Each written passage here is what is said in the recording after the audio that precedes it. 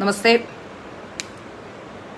നമ്മുടെ വയനാട് ദുരന്തത്തിന്റെ പശ്ചാത്തലത്തിൽ ഞാൻ പറയാൻ വെച്ചിരുന്ന കുറെ കാര്യങ്ങളും എഴുതാൻ വെച്ചിരുന്ന ചില കാര്യങ്ങളും ഒക്കെ എഴുതാതെയും പറയാതെയും ഒക്കെ പോയിട്ടുണ്ട്.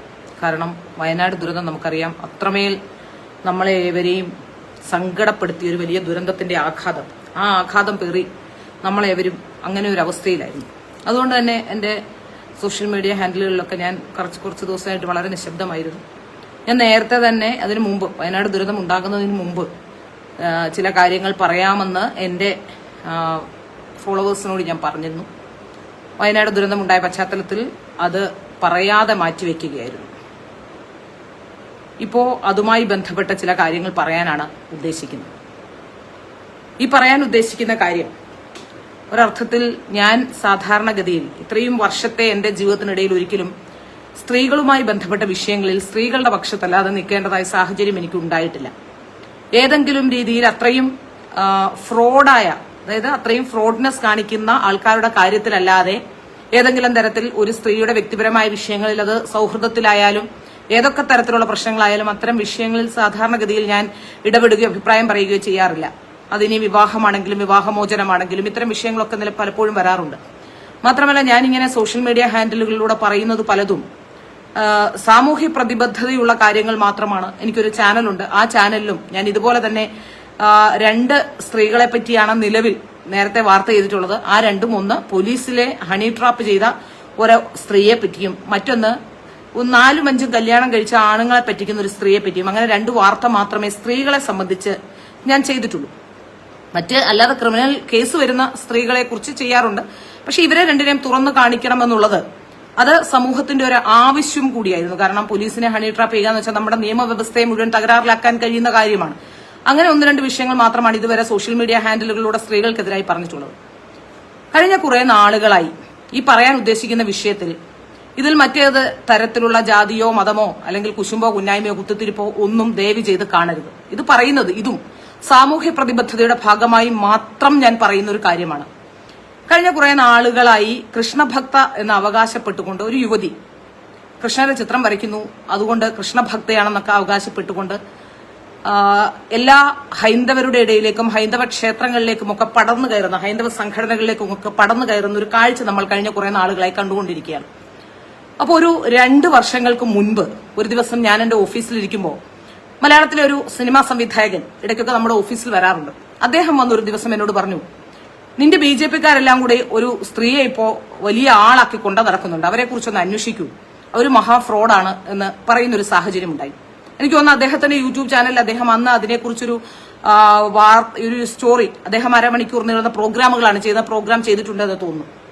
അന്ന് ഞാനത് വലിയ കാര്യമായി എടുത്തില്ല. കാരണം അദ്ദേഹം ഒരു ഇടതുപക്ഷ അനുഭാവി കൂടി ആയതുകൊണ്ട് ഒരുപക്ഷെ അദ്ദേഹം പറയുന്നതിൽ എന്താണ് എന്ന് അന്വേഷിക്കാനും പോയില്ല. പക്ഷേ കഴിഞ്ഞ കുറെ നാളുകളായി, പ്രത്യേകിച്ച് ഗുരുവായൂർ ക്ഷേത്രവുമായി ബന്ധപ്പെട്ടും അതിനുശേഷം സുരേഷ് ഗോപിയുടെ അടുത്തേക്കും പ്രധാനമന്ത്രിയുടെ അടുത്തേക്കും RSS കാര്യാലയത്തിലേക്കും ഒക്കെ അവർ കടന്നു വന്ന ഒരു സാഹചര്യം ഉണ്ടായ സമയത്ത് പലരും എന്നോട് പല കഥകളും പറയാനിടയായി. ഈ കഥകളൊക്കെ പറയുമ്പോൾ ഇതിൽ വാസ്തവമുണ്ടോ, എന്താണ് സത്യം? ഞാനൊരു കാര്യം സമൂഹത്തിലേക്ക് പറയുമ്പോൾ അതിനൊരു കൃത്യത വരേണ്ടതുണ്ട്. കാരണം ഞാൻ കഴിഞ്ഞ കുറെ നാളുകളായി ജേർണലിസ്റ്റായി തന്നെ ജോലി ചെയ്യുന്ന ഒരാളാണ്. അപ്പോൾ ആ ഒരു പറയുമ്പോൾ പറയുന്നതിന്റെ ഉത്തരവാദിത്വം പൂർണ്ണമായും എനിക്കാണ് എന്ന് വിശ്വസിച്ചുകൊണ്ട് തന്നെയാണ് ഞാനത് പറയുന്നത്. അപ്പോൾ അതുകൊണ്ട് തന്നെ ഞാൻ പറയുകയാണ്, അത് അറിയേണ്ടതുള്ളത് കൊണ്ട് തന്നെയാണ് ഞാൻ ഇത്രയും നാളും അതിനായി വെയിറ്റ് ചെയ്തത്. ഈ കുട്ടി ചില ഓൺലൈൻ ചാനലുകൾ, പ്രത്യേകിച്ച് ABC മലയാളം പോലുള്ള ചാനൽ, ഒരു കൃത്യം FIR-ന്റെ കോപ്പിയൊക്കെ വെച്ചുകൊണ്ട് ചില വാർത്തകൾ പുറത്തുവിട്ടിരുന്നു. പിന്നീട് അവിടെ തന്നെ ഒരു പ്രശ്നം ഉണ്ടാവുകയും അവർ നിലപാട് ചെറിയ രീതിയിൽ തിരുത്താനെങ്കിലും നിർബന്ധിതമായി. കാരണം അത് ചെയ്യുന്നത് ജോലിയല്ലേ, അതുകൊണ്ട് ചെയ്തു പൊക്കോട്ടെ എന്ന രീതിയിലേക്ക് മാറി എന്നാണ് ഞാൻ മനസ്സിലാക്കാൻ സാധിക്കുന്നത്. പക്ഷേ അതിനുശേഷം പെൺകുട്ടി ഈ പൊതുസമൂഹത്തിന്റെ മുന്നിൽ വന്ന് വലിയ രീതിയിൽ കരഞ്ഞ് ബഹളം വെച്ചുകൊണ്ടൊരു വാർത്താ സമ്മേളനം നടത്തുന്ന സാഹചര്യം ഉണ്ടായി. ആ വാർത്താ സമ്മേളനത്തിൽ പറഞ്ഞ പല കാര്യങ്ങളും, അവർ പറയുന്ന എല്ലാ കാര്യങ്ങളും 90% കാര്യങ്ങളും തെറ്റാണെന്ന് ആ വാർത്താ സമ്മേളനം കേട്ട മാത്രയിൽ തന്നെ എനിക്ക് ബോധ്യം വന്നു. അതിന്റെ അടിസ്ഥാനത്തിൽ ഏതായാലും ഈ വിഷയവുമായി ബന്ധപ്പെട്ട് ഒരു അന്വേഷണം നടത്തി നോക്കാം എന്ന് കരുതിയാണ്. പ്രത്യേകിച്ച് ആ പെൺകുട്ടി പറയുന്നതിൽ എന്തെങ്കിലും വാസ്തവമുണ്ടെങ്കിൽ പെൺകുട്ടിയെ നമ്മൾ സപ്പോർട്ട് ചെയ്യേണ്ടതുണ്ട്. ഇനി പറയുന്നതിൽ വാസ്തവമില്ലെങ്കിൽ കേരളത്തിലെ പൊതുസമൂഹത്തെ, അവർ നേരിടുന്ന പ്രശ്നങ്ങളെ, നിരവധി പേർക്കുണ്ടായ പ്രശ്നത്തെ അഡ്രസ് ചെയ്യപ്പെടേണ്ടതുണ്ട്. ഇനിയും ഒരാൾക്കും അങ്ങനെ ഒരു പ്രശ്നം വരരുത്. അതിനുള്ള സാഹചര്യം ഉണ്ടാകേണ്ടതുണ്ട്. അതുകൊണ്ട് തന്നെയാണ് ഈ വിഷയത്തിൽ വിശദമായ ഒരു അന്വേഷണം ഞാൻ നടത്തിയത്. അതുമാത്രമല്ല, അതും അന്വേഷണം നടത്തി വിവരങ്ങളെല്ലാം എനിക്ക് കിട്ടി. അതിനുശേഷം ഞാൻ ഇരിക്കുകയായിരുന്നു. കാരണം പ്രത്യേകിച്ച് വയനാടിന്റെ ഒരു പ്രശ്നം വന്നു. വയനാടിന്റെ ആ ദുരന്തത്തിന്റെ പശ്ചാത്തലത്തിൽ മിണ്ടാതിരിക്കുകയും ചെയ്തിരുന്നു. ഏതായാലും കഴിഞ്ഞ ദിവസം മീഡിയ വണ്ണിന്റെ വെബ്സൈറ്റിൽ ഒരു വാർത്ത ഒരാൾ എനിക്ക് അയച്ചു തന്നു. ആ വാർത്തയിൽ ഇസ്ലാമോഫോബിയ എന്ന് പറയുന്നത്, അതായത് ഹൈന്ദവരുടെ ഇടയിലെ ഇസ്ലാമോഫോബിയയായി എടുത്തു കാട്ടുന്നത് ഈ നിള നമ്പ്യാർ എന്ന് പറയുന്ന സ്ത്രീയുമായി ബന്ധപ്പെട്ട വിഷയവും ഈ ചിത്രകാരിയുമായി ബന്ധപ്പെട്ട വിഷയവുമൊക്കെയാണ്. ഏതായാലും ഈ വിവാദ ചിത്രകാരിയുമായി ബന്ധപ്പെട്ട വിഷയങ്ങളും ഇസ്ലാമോഫോബിയയുടെ പരിധിയിലാണ് പെടുത്തിയിരിക്കുന്നത്. ഇപ്പൊ നിള നമ്പ്യാരെ സംബന്ധിച്ച് നോക്കുകയാണെങ്കിൽ, നിള നമ്പ്യാർ എന്ന പേര്, അതായത് ഒരു ജാതിപ്പേര് ചേർത്തുകൊണ്ട് മനുഷ്യരെ കബളിപ്പിച്ച് പണം ഉണ്ടാക്കാൻ ശ്രമിക്കുന്നു എന്നതിനപ്പുറത്തേക്ക് അവരെക്കുറിച്ച് മറ്റു ഫ്രോഡത്തരങ്ങളൊന്നും തന്നെ അവരുടെ വ്യക്തിപരമായ താല്പര്യം അനുസരിച്ച് അവർ ജീവിക്കുന്നു. അതിന് ഒരു ജാതിയുടെ പേര് ദുരുപയോഗം ചെയ്യുന്നു. അതും ഹൈന്ദവ വിശ്വാസം ആർക്കും പിന്തുടരാം. അത് ഹൈന്ദവർ എന്ന് പറയുമ്പോൾ ഹിന്ദു സംസ്കാരമായതുകൊണ്ട് അത് പിന്തുടരാം. എന്നാൽ ജാതി മാറിയിട്ടില്ല. പ്രത്യേകിച്ച് അവർ ജാതി മാറിയ സാഹചര്യം ഉണ്ടെന്ന് പറയുന്നു. മതം മാറിയതായി പറയുന്നു. മതം മാറിയതായ സാഹചര്യമില്ല. മതം മാറിയാൽ പോലും ജാതി സ്വീകരിക്കുക എളുപ്പമല്ല. ആ വിഷയമാണ് പലരും പറഞ്ഞു വെച്ചത്. ഏതായാലും ആ വിഷയം അങ്ങനെ അങ്ങ് പോയി. കാരണം അവരെ സംബന്ധിച്ച് അവർ വ്യക്തിപരമായി അവർ പണം ഉണ്ടാക്കുന്നതിനപ്പുറത്തേക്ക് മറ്റു കാര്യങ്ങളൊന്നുമില്ല. എന്നാൽ ഈ വിവാദ ചിത്രകാരിയുമായി ബന്ധപ്പെട്ട് അന്വേഷിക്കുമ്പോഴാണ് അതിന്റെ വ്യാപ്തി എത്രത്തോളമാണ് എന്ന് നമുക്ക് മനസ്സിലാക്കാൻ സാധിക്കുന്നത്.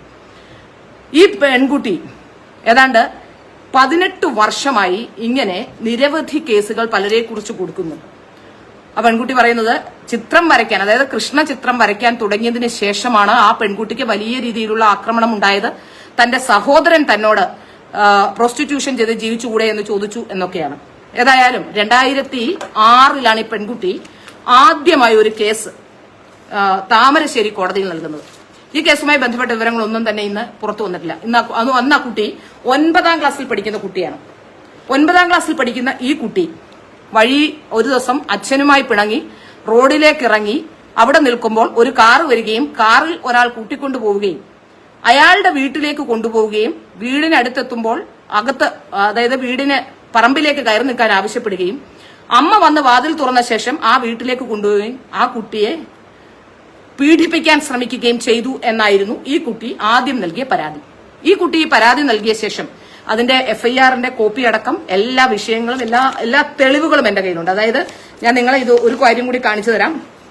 ഇത് മുഴുവനായി കാണിക്കുന്നില്ല, പക്ഷേ ഇത് ആധികാരികമാണ് എന്ന് നിങ്ങൾക്ക് ബോധ്യം വരാൻ, അല്ലെങ്കിൽ എന്നെ മറ്റുള്ളവർ ഇനി ആധികാരികമല്ല ഇത് ഉണ്ടാക്കിയതാണെന്ന് പറയാതിരിക്കാൻ ആകെ കാണിക്കാൻ കഴിയുന്ന ഒരു കാര്യം, ഇത് ഞാൻ കോടതിയിൽ നിന്നും ശേഖരിച്ചിട്ടുള്ള രേഖയാണ്.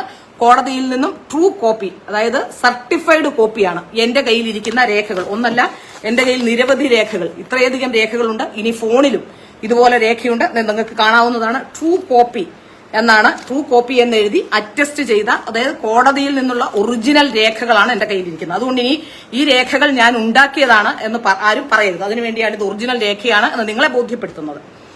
അപ്പൊ ഈ പെൺകുട്ടി അങ്ങനെ ഒരു കേസ് നൽകുകയും ആ കേസിൽ, അതായത് പെൺകുട്ടി പറയുന്നത് 2006 ആ ദിവസം, 2006 ഞാൻ ദിവസമൊക്കെ എഴുതി വെച്ചിട്ടുണ്ട്. കാരണം സാധാരണ ഒരു ലൈവ് കൊടുക്കുന്നത് പോലെയല്ല ഇത്. എവിടെ നിന്ന് പറയണം, എവിടെ നിന്ന് തുടങ്ങണമെന്ന് അറിയാത്ത അത്രയധികം കോംപ്ലിക്കേഷൻസ് ഉള്ള നിരവധി കേസുകൾ കൊടുത്തിട്ടുള്ള കാര്യമാണ്. അതുകൊണ്ട് ഇതുമായി ബന്ധപ്പെട്ട് 2006 ഈ കുട്ടി കേസ് നൽകുന്നു. അപ്പൊ ഈ കുട്ടി പറയുന്ന അച്ഛനുമായി പിണങ്ങി രാത്രിയിൽ ഇറങ്ങിപ്പോകുന്നു, 9 മണിക്ക് ഇറങ്ങിപ്പോകുന്നു അച്ഛനുമായി വഴക്കിട്ട ശേഷം. അതിനുശേഷം റോഡിലേക്ക് ഇറങ്ങുമ്പോൾ അവിടെ ഒരു മാരുതി കാറിൽ വന്ന ഒരാൾ തന്നെ കൊണ്ടുപോകുന്നു, വീട്ടിലേക്ക് കൊണ്ടുപോകുന്നു. അവരുടെ വീട്ടിൽ ഉമ്മയുള്ള വീടാണ്. ആ ഉമ്മയുള്ള വീട്ടിലേക്ക് കൊണ്ടുപോയിട്ട് ഉമ്മ പുറത്തു വന്ന് കതവ് തുറക്കുമ്പോൾ, കതവ് തുറന്ന ശേഷം ഈ കുട്ടിയെ ഒളിപ്പിച്ച് പുറത്തു വെച്ചിരുന്ന കുട്ടിയെ അകത്തേക്ക് കൂട്ടിക്കൊണ്ടുപോയി ബലാത്സംഗത്തിനുള്ള ശ്രമം നടത്തുന്നു. കാറിൽ വെച്ചും ബലാത്സംഗം നടത്താനുള്ള ശ്രമം നടത്തുന്നു. പിറ്റേ ദിവസം രാവിലെ, അപ്പോ പീഡന ശ്രമം മാത്രമാണ് ആദ്യഘട്ടത്തിൽ ഈ പരാതിയിലുള്ളത്. പീഡന ശ്രമം നടത്തുന്നു. അതിനുശേഷം ഈ പെൺകുട്ടിയെ പിറ്റേന്ന് രാവിലെ വഴിയിൽ കൊണ്ടിറക്കി വിടുന്നു. അവിടെ നിന്നും ₹1 കോയിൻ വാങ്ങി അവിടെയുള്ള ഒരു ബൂത്തിൽ കയറി വീട്ടിലേക്ക് വിളിക്കുകയും വീട്ടിലേക്ക് പോവുകയും ചെയ്യുന്നു. അവിടെ നിന്നും പരാതിയുമായി പോലീസ് സ്റ്റേഷനിലേക്ക് പിറ്റേ ദിവസം പോകുന്നു എന്നാണ് പരാതിയിലും സാക്ഷിമൊഴിയിലുമുള്ളത്. ആ കേസിൽ ആ കുട്ടിയുടെ സാക്ഷി ആ കുട്ടിയുടെ അച്ഛനാണ്. ആ കേസിൽ ആ സാക്ഷിമൊഴി പറഞ്ഞിട്ടുള്ള കാര്യങ്ങൾ ഇങ്ങനെയാണ്. അതിനുശേഷം 164 സ്റ്റേറ്റ്മെന്റ് എടുക്കാൻ കോടതിയിലേക്ക് പോകുന്നു. ആ കോടതിയിലെത്തുമ്പോൾ 164 സ്റ്റേറ്റ്മെന്റിനൊപ്പം പെൺകുട്ടി ബലാത്സംഗം കൂടി ആരോപിക്കുന്നു. അതോടുകൂടി അന്നത്തെ അവിടുത്തെ ജഡ്ജ്, നന്ദകുമാർ എന്നാണ് അദ്ദേഹത്തിന്റെ പേര്, അദ്ദേഹം പറയുന്നു ഇതിൽ 376 കൂടിയിട്ട് കേസെടുക്കണം എന്ന് ആവശ്യപ്പെടുകയും അതുപ്രകാരം 376 ഇട്ട് കേസെടുക്കുകയും ചെയ്യുന്നു.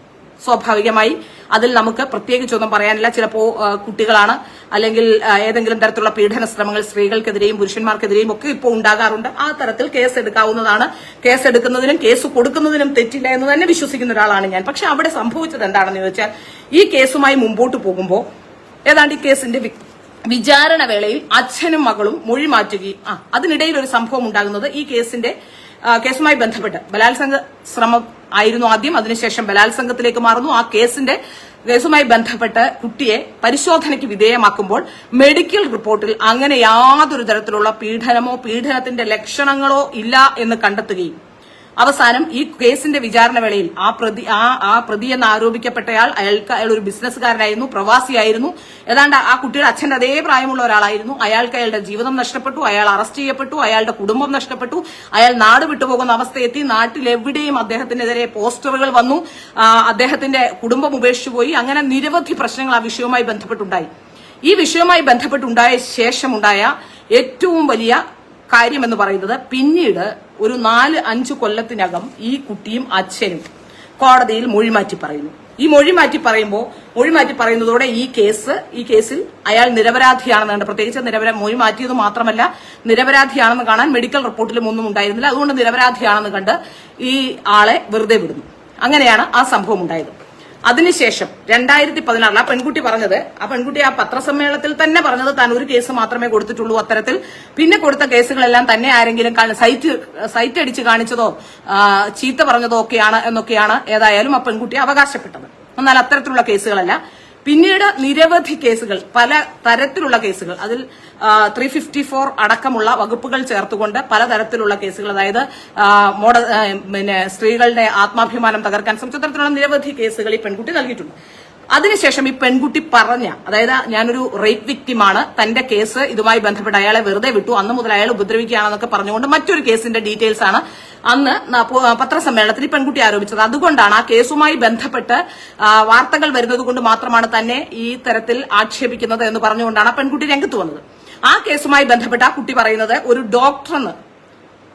അപ്പൊ അതിനിടയിൽ മറ്റൊരു പ്രധാനപ്പെട്ട സംഭവമുണ്ട്. ഈ പെൺകുട്ടിയുമായി ബന്ധപ്പെട്ട് ഈ കേസൊക്കെ ഫേക്ക് ആണോ എന്ന് എനിക്ക് തോന്നാനുള്ള പല കാരണങ്ങളിൽ ഒന്ന്, സാധാരണഗതിയിൽ നമ്മുടെ വീട്ടിൽ നിന്ന് ഒരു കുട്ടി കാണാതെ പോയാൽ ആദ്യം നമ്മൾ നൽകുന്ന മിസ്സിംഗ് കേസാണ്.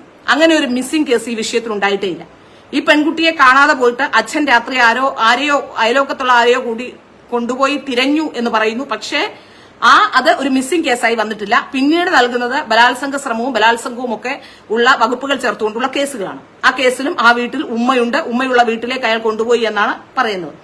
ഇനി അടുത്ത കേസ് നോക്കിയാൽ, പിന്നെ നിരവധി കേസുകളുണ്ട്. ഇതിനിടയിൽ 2016 കൊയിലാണ്ടിയിലെ 2 യുവമോർച്ച പ്രവർത്തകർക്കെതിരെ നൽകിയ ഒരു പരാതിയുണ്ട്. ആ കേസിലും ഒരു തരത്തിലുള്ള തെളിവുകളും ഇല്ല എന്നും കേസ് വ്യാജമാണെന്നും കണ്ട് ആ കേസിലും അവരെ രണ്ടിനെയും അക്യൂറ്റ് ചെയ്യുകയായിരുന്നു. അങ്ങനെ നിരവധി പരാതികൾ.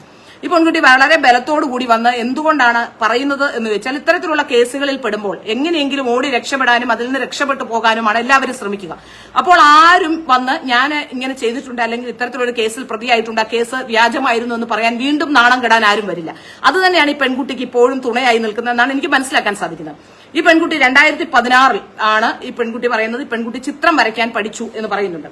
ഈ ചിത്രം വരയ്ക്കാൻ പഠിച്ചു എന്ന് പറയുന്നത് തനിക്ക് കൃഷ്ണന്റെ ചിത്രം, ഇപ്പോൾ അതിന്റെ വെർഷൻ മാറിയിട്ടുണ്ട്. ആദ്യഘട്ടത്തിൽ ഇവരും അതുപോലെ തന്നെ കേരളത്തിലെ ഒരു വ്യവസായ പ്രമുഖനുമായിട്ടുള്ള ഒരു ഫോൺ കോൾ പുറത്തു വന്നിരുന്നു. ആ ഫോൺ കോളിൽ തന്നെ അവർ പറയുന്നുണ്ട്, എനിക്ക് ചിത്രം വരയ്ക്കാൻ പഠിപ്പിച്ചു തന്ന ഒരാൾക്ക് വേണ്ടിയാണ്, അയാൾക്ക് സിനിമ ചെയ്യാൻ താല്പര്യമുണ്ട്, അതുകൊണ്ട് ഈ ആളിനോട് സിനിമ ചെയ്യാൻ സഹായിക്കുമോ എന്ന് ചോദിക്കുന്നുണ്ട്. അപ്പോ 2016 ശേഷം 2016-17 കാലഘട്ടത്തിലാണ് ഈ പെൺകുട്ടി കൃഷ്ണ ചിത്രം മാത്രം വരയ്ക്കാനായി പെൺകുട്ടിക്ക് എവിടെ നിന്നോ ട്രെയിനിങ് കിട്ടുന്നത്. അതിന് കാരണം ഈ പെൺകുട്ടി പറയുന്നത്, ഈ ഡോക്ടർ എന്ന് പറയുന്നത്, അതായത് മകനെ മദ്രസയിൽ വിട്ടപ്പോൾ ആ മദ്രസയിലുള്ള അധ്യാപകൻ അടിക്കുകയും അതുകൊണ്ട് മകന് മാനസിക പ്രശ്നം ഉണ്ടാവുകയും താൻ തന്റെ ഒരു സുഹൃത്ത് വഴി മാനസിക രോഗ വിദഗ്ധനെ കാണാൻ വേണ്ടി നിംഹാൻസിൽ ജോലി ചെയ്യുന്ന ഡോക്ടർ എന്ന് പറഞ്ഞ ഒരാളെ പരിചയപ്പെട്ടു എന്നാണ് ഞാൻ മനസ്സിലാക്കുന്നത്. എന്റെ അന്വേഷണത്തിൽ വ്യക്തമായത്, ഇങ്ങനെ ഒരു ഡോക്ടർ എന്ന് പറയുന്ന ഒരാളെ അല്ല അവർ പരിചയപ്പെട്ടത്. 2016 കോഴിക്കോടുള്ള ഒരു അക്കാദമി, ആ അക്കാദമിയുടെ പേര് ഞാൻ പറയുന്നില്ല, അത് അക്കാദമി ഇന്ന് നിലവിലില്ല, പക്ഷേ എങ്കിലും അത് നടത്തിയിരുന്നവരുടെ സ്വകാര്യത മാനിച്ച് ആ പേര് ഞാനിപ്പോ തൽക്കാലം പറയുന്നില്ല. ആ അക്കാദമിയിൽ ചെന്ന് ആ അക്കാദമിയിലെ ഒരു ട്രെയിനർ ആയിരുന്ന ആളായിരുന്നു ഈ ഷനീദ് കരുവാക്കണ്ടി എന്ന് പറയുന്ന ഇവർ പറയുന്ന ബലാത്സംഗ കേസിലെ പ്രതിയെന്ന് ആരോപിക്കുന്ന ആൾ എന്നാണ് ഞാൻ മനസ്സിലാക്കുന്നത്. അവിടെ നിന്നുള്ള പരിചയം, അവർ തമ്മിലുള്ള പരിചയത്തിനൊടുവിൽ എവിടെയോ വെച്ച് അവർ തമ്മിലല്ല മറ്റൊരാളുമായുള്ള ബന്ധം ഇയാൾ കണ്ടുപിടിക്കുകയും അത് വലിയ രീതിയിലുള്ള പ്രശ്നം, ആ സ്ഥാപനത്തിനകത്ത് തന്നെ അത് വലിയ രീതിയിലുള്ള പ്രശ്നം, നിരവധി പേർ വന്നു പോകുന്ന സ്ഥാപനമായതുകൊണ്ടാവുകയും അങ്ങനെ ചില പ്രശ്നങ്ങളുമായി ബന്ധപ്പെട്ട് തോന്നിയ ഒരു വൈരാഗ്യം തീർക്കാൻ വേണ്ടിയാണ് അയാൾക്കെതിരെ പരാതി നൽകിയത് എന്നാണ് മനസ്സിലാക്കാൻ സാധിക്കുന്നത്. ആ വാർത്താ സമ്മേളനം കേട്ടാൽ തന്നെ എന്തുകൊണ്ട് ആരും തിരിച്ചു ചോദിച്ചില്ല എന്ന് എനിക്ക് മനസ്സിലാവുന്നില്ല. ആ വാർത്താ സമ്മേളനത്തിന്റെ സ്ഥലത്ത് ഞാനുണ്ടായിരുന്നില്ല. എന്തായാലും ആ വാർത്താ സമ്മേളനത്തിൽ ആ കുട്ടി പറയുന്നുണ്ട്, എന്റെ ഒരു സുഹൃത്ത് ഇയാളെ പരിചയപ്പെടുത്തി തന്നു, ഡോക്ടർ എന്ന് പറഞ്ഞുകൊണ്ട് പരിചയപ്പെടുത്തി തന്നു. ഡോക്ടർ എന്ന് പറഞ്ഞുകൊണ്ട് പരിചയപ്പെടുത്തി തരുന്ന ആൾ ഡോക്ടർ ആയിരുന്നില്ല, പിന്നീട് മനോരോഗ വിദഗ്ധനാണ് എന്ന് പറഞ്ഞുകൊണ്ടാണ് പരിചയപ്പെടുത്തിയത്. അയാൾ പറഞ്ഞു മകനെ കൊണ്ടുപോകാതെ അവിടേക്ക് ചെല്ലണം, ട്രീറ്റ്മെന്റിന്റെ കാര്യങ്ങൾ പറയാനാണ് എന്ന്. മനോരോഗ വിദഗ്ധന്മാരോട് പലരോടും ഞാൻ ഈ വിഷയത്തിൽ സംസാരിച്ചു. നമുക്ക് തന്നെ അറിയാം മനോരോഗം വന്നാൽ നമ്മളെ എങ്ങനെയാണ് ട്രീറ്റ് ചെയ്യുന്നത്. വെറുതെ സാധാരണ രോഗലക്ഷണങ്ങൾ പറഞ്ഞാൽ ഒരു മനോരോഗ വിദഗ്ധനും ഒരാൾക്കും മരുന്ന് തരില്ല. നമ്മളെ കൗൺസിലിങ്ങിന് വിധേയമാക്കി, ആരാണോ, കുട്ടിയാണെങ്കിൽ കുട്ടി, വലിയവരാണെങ്കിൽ വലിയവർ, അവരെ പ്രായപൂർത്തിയായവരാണെങ്കിൽ അങ്ങനെ അവരെ കൗൺസിലിങ്ങിന് വിധേയമാക്കി എന്താണ് അവരുടെ പ്രശ്നം എന്ന് മനസ്സിലാക്കിയ ശേഷം മാത്രമാണ് സാധാരണഗതിയിൽ ഈ കുട്ടികൾക്കൊക്കെ മനോരോഗ വിദഗ്ധന്മാർ മരുന്നും ചികിത്സയും ഒക്കെ ചെയ്യാറുള്ളത്. ഈ കുട്ടി പറയുന്നത് അവിടെ ഞാൻ ചെന്നിരുന്നു, അവിടെ ചെന്നപ്പോൾ അതും ഉച്ചയ്ക്ക് 12 മണി, ആ FIR ഒക്കെ ഭയങ്കര രസമാണ്. ഉച്ചയ്ക്ക് 12 മണിക്ക് ഇയാളുടെ വീട്ടിലേക്ക് ചെല്ലുന്നു, അവിടെ കെട്ടിയിട്ട് പീഡിപ്പിക്കുന്നു. ആ വീട്ടിലും ഉമ്മയുണ്ട്. എല്ലാ വീടുകളിലും ഉമ്മയുള്ള വീടുകളിലാണ്, അതായത് അച്ഛനും അമ്മയും കുടുംബവും ഒക്കെയായി താമസിക്കുന്ന വീടുകളിൽ വെച്ചാണ് ഈ ബലാത്സംഗം നടക്കുന്നത് എന്നാണ് ഇവർ ആരോപിക്കുന്നത്. അതിലൊരു വലിയ സംഭവമുള്ളത്, ഇവർക്കൊരു കൃത്യമായ ഒരു സ്റ്റൈൽ, ഈ കേസ് ഫ്രെയിം ചെയ്യുന്നതിന് കൃത്യമായ സ്റ്റൈൽ ഉണ്ടെന്നാണ് എനിക്ക് മനസ്സിലാക്കാൻ സാധിച്ചത്. ഈ FIR-കളൊക്കെ കാണുമ്പോൾ പീഡനങ്ങളെല്ലാം നടക്കുന്നത് പുരുഷന്മാരുടെ വീടുകളിൽ വെച്ചാണ്. അവിടുത്തെ ഉമ്മമാരും അത് അറിയുന്ന ആൾക്കാരാണ്. അങ്ങനെ വരുമ്പോൾ തീർച്ചയായും ഒരു പുരുഷനെ ഒരു ബലാത്സംഗ കേസിൽ പെടുത്തിയാൽ അവിടുത്തെ ഉമ്മമാരടക്കമുള്ളവർ പ്രതിയാകുന്ന സാഹചര്യം ഉണ്ടായാൽ ഇനി ഒരു ബലാത്സംഗം ചെയ്തിട്ടില്ലെങ്കിൽ പോലും പുരുഷന്മാരെ സംബന്ധിച്ചിടത്തോളം ഏറ്റവും സെൻസിറ്റീവ് അവരുടെ അമ്മമാരായിരിക്കും. അപ്പൊ തീർച്ചയായിട്ടും നമുക്കാണെങ്കിലും അങ്ങനെയാണ്. നമ്മുടെ കുടുംബത്തിലേക്കാണ്, അല്ലെങ്കിൽ അങ്ങനെയുള്ള ഒരാളുടെ കുടുംബത്തിലേക്കാണ് തെളിവെടുപ്പിനും മറ്റുള്ള കാര്യങ്ങൾക്കുമൊക്കെയായി പോലീസ് എത്തുന്നത്. അങ്ങനെ പോലീസ് എത്തുന്ന സാഹചര്യം ഒഴിവാക്കാൻ അവിടെ എനിക്ക് മനസ്സിലാക്കാൻ സാധിക്കുന്ന രണ്ടാമത് കേസ് കൊടുത്ത ആൾക്ക് അയാളുടെ സഹോദരി അടക്കം ആ വീട്ടിലുണ്ട്. അങ്ങനെ ഒരു സാഹചര്യത്തിൽ അവിടെ ബലാത്സംഗം നടന്നുവെന്ന് ആരോപിക്കുമ്പോൾ ആ വീട്ടിലേക്ക് ആൾക്കാർ ചെല്ലുമ്പോൾ വലിയ രീതിയിലുള്ള പ്രശ്നങ്ങൾ ഉണ്ടാവുകയും ഏതെങ്കിലും തരത്തിൽ സെറ്റിൽമെന്റ് നടത്താനോ അല്ലെങ്കിൽ എന്താണ് അവർ ഉദ്ദേശിക്കുന്നതെന്ന് ഇപ്പോഴും വ്യക്തമല്ല. എനിക്ക് ഷനീദ് കരുവാക്കണ്ടിയുമായി സംസാരിക്കാൻ കഴിഞ്ഞിരുന്നെങ്കിൽ ഒരു പക്ഷേ സാമ്പത്തികമായിരുന്നു അവർ ലക്ഷ്യം വെച്ചത് എന്ന് നമുക്ക് അറിയാമായിരുന്നു. ഏതായാലും ഇതുമായി ബന്ധപ്പെട്ട് ഇങ്ങനെയാണ് അവർ കേസ് ഫ്രെയിം ചെയ്യുന്നത്. അപ്പോൾ ഇങ്ങനെ കേസ് ഫ്രെയിം ചെയ്യുന്നത് കൊണ്ടുള്ള അവർക്കുള്ള ഒരു ഗുണം എന്താണെന്ന് ചോദിച്ചാൽ അവരാണ് ഇതിലെ വാദി. അവരെ അങ്ങും ആരും കാണുകയോ അവരുമായി ബന്ധപ്പെട്ട ഇടങ്ങളിലേക്ക് ഈ കേസുകളൊന്നും ചെല്ലുന്നില്ല. അതുകൊണ്ട് തന്നെയാണ് ഇത്തരത്തിൽ കഴിഞ്ഞ കുറേ നാളുകളായി ഇങ്ങനെ ജനങ്ങളെ പറ്റിച്ചുകൊണ്ട് അവർക്ക് മുന്നോട്ട് പോകാൻ കഴിഞ്ഞത്. ഈ ഷനീദ് കരുവാക്കണ്ടി എന്ന് പറയുന്ന ആൾ, അയാളെയും ഇവർ ആരോപിച്ച ബലാത്സംഗ കേസിൽ വെറുതെ വിട്ടു എന്നാണ് നമുക്ക് മനസ്സിലാക്കാൻ സാധിക്കുന്നത്. ആ കേസുമായി ബന്ധപ്പെട്ട് ആ കേസ് ഒന്ന് പരിശോധിച്ചാൽ, ആ കേസുമായി ബന്ധപ്പെട്ട് നോക്കുകയാണെങ്കിൽ 2018 ഇയാൾക്കെതിരെ പരാതി കൊടുക്കുന്നത്. 2018 ഓഗസ്റ്റിലാണ് ഇയാൾക്കെതിരെ ഇവർ പരാതിയുമായി വരുന്നത്.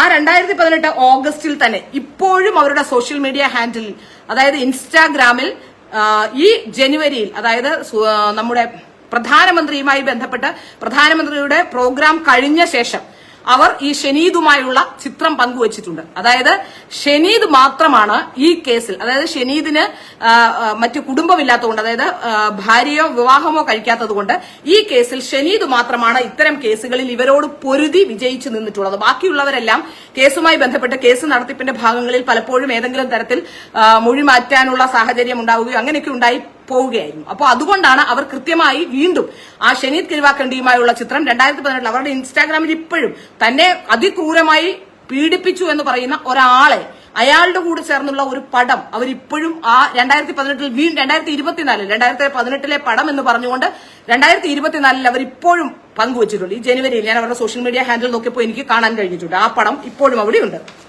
ഇനി ഈ കേസിൽ ആദ്യം ഇയാൾക്കെതിരെ പരാതി കൊടുക്കുകയും അവിടുത്തെ ഈ കേസിൽ വനിതാ ജഡ്ജി തന്നെയായിരുന്നു. വനിതാ ജഡ്ജി ഈ മൊഴിയൊന്നും വിശ്വാസയോഗ്യമല്ല എന്ന് പറഞ്ഞുകൊണ്ട് ആദ്യഘട്ടത്തിൽ തന്നെ, അതായത് ജില്ലാ കോടതിയിൽ നിന്ന് തന്നെ, സാധാരണഗതിയിൽ ഇത്തരം കേസുകൾക്ക് തന്നെ കെട്ടിയിട്ട് പീഡിപ്പിച്ചു എന്നൊക്കെ പറഞ്ഞ് ഒരു കേസുമായി ചെന്നാൽ അത്തരം കേസുകൾക്ക് ഒരിക്കലും ഒരു കാലത്തും ജാമ്യം കിട്ടുന്ന പതിവില്ല.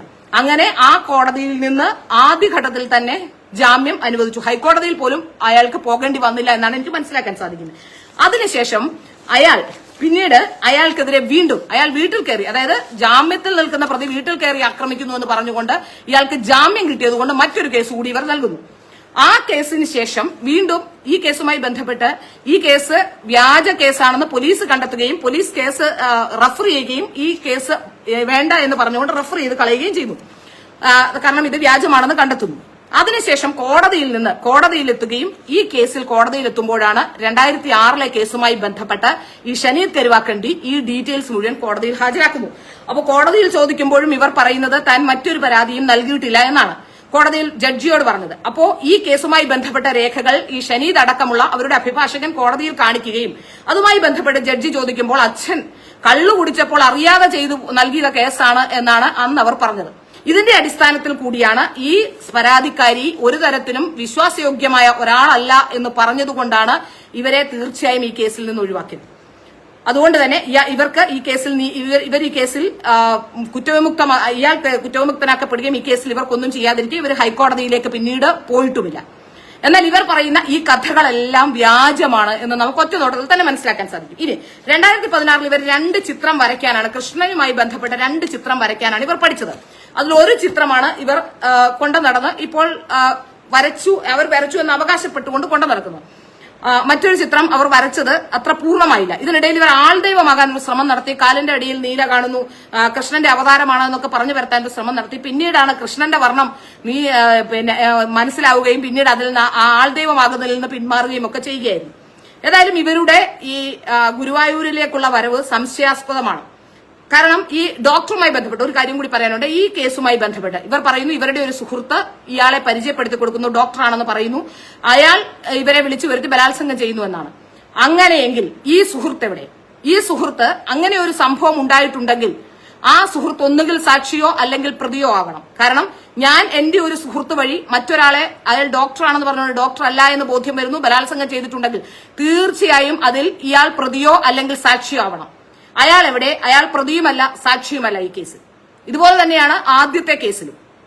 അപ്പോ ഇതില് മിസ്സിംഗ് കേസ് അവിടെ കേസുണ്ട്, അതായത് ആ കുട്ടിയെ കാണാതായിട്ട് മിസ്സിംഗ് കേസ് കൊടുക്കുന്നില്ല. അതിനുശേഷം പല കേസുകളിലും ഇത്തരത്തിൽ ഇവർക്ക് കോടതികളിൽ നിന്ന് തിരിച്ചടി ഉണ്ടാകുന്നു. അത് പോലീസ് കേസ് എടുക്കുന്നില്ല അല്ലെങ്കിൽ പോലീസ് അതിൽ അന്വേഷണം നടത്തുന്നില്ല എന്ന് പറയുന്നത് പോലീസിന് ഇതുമായി ബന്ധപ്പെട്ട കാര്യങ്ങൾ അറിയാമെന്നുള്ളത് കൊണ്ടാണ്. ഇനി ഇവർ പറയുന്ന മറ്റൊരു വാദം, ഇപ്പോൾ ഞാൻ പ്രധാനമന്ത്രിയുടെ അടുത്തേക്ക് എത്തിയില്ലേ, പ്രധാനമന്ത്രിയുടെ NSTയും സംഘവും എന്നെ എവിടെയെങ്കിലും എനിക്കെതിരെ കേസുണ്ടെങ്കിൽ അറിയാമായിരുന്നില്ലേ? ശരിയാണ്, അവർക്കെതിരെ കേസില്ല. അവരാണ് ഇത്രയും കാലം കേസുകളൊക്കെ കൊടുത്തുകൊണ്ടിരിക്കുന്നത്. 1. 2, പ്രധാനമന്ത്രിയുടെ അടുത്തേക്ക് എത്താനുണ്ടായ സാഹചര്യം ഞാൻ മനസ്സിലാക്കുന്നത് സുരേഷ് ഗോപിയുടെ വിവാഹവുമായി ബന്ധപ്പെട്ട് വന്നപ്പോഴാണ്, സുരേഷ് ഗോപിയുടെ മകളുടെ വിവാഹവുമായി ബന്ധപ്പെട്ട് വരുമ്പോഴാണ്. സുരേഷ് ഗോപിയെ സംബന്ധിച്ച് നമുക്കറിയാം, അദ്ദേഹം ഒരു നല്ല മനുഷ്യസ്നേഹിയാണ്. അദ്ദേഹത്തിന് ഇത്തരത്തിലുള്ള കാര്യങ്ങൾ കാണുമ്പോഴോ അല്ലെങ്കിൽ എന്തെങ്കിലും വിഷമം ഉണ്ടാകുന്ന കാര്യങ്ങൾ പറയുമ്പോഴോ ഞാൻ ഇങ്ങനെയാണെന്നൊക്കെ പറയുമ്പോഴോ അദ്ദേഹത്തിന് ഒരു മനസ്സലിവുണ്ടാകുന്ന ആളാണ്. അദ്ദേഹത്തിന്റെ ശുപാർശ പ്രകാരമാണ് ഈ പ്രധാനമന്ത്രിയുടെ അടുത്തേക്ക് എത്തിയത് എന്നാണ് മനസ്സിലാക്കാൻ സാധിക്കുന്നത്.